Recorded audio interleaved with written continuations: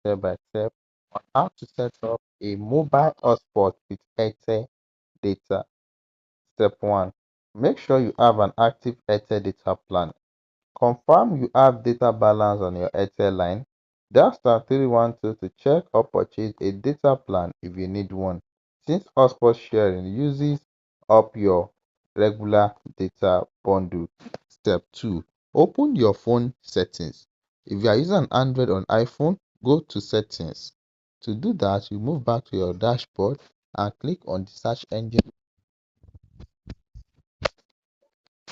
then click on it and look for the hotspot option. Password. You click on it to turn it on. Then under the hotspot settings, you click on it and set your password. Step 5. Connect your other device. On the device you want to connect, be it laptop, tablet, or another phone, go to its welfare settings, find your hotspot name in the list, and enter the password to connect.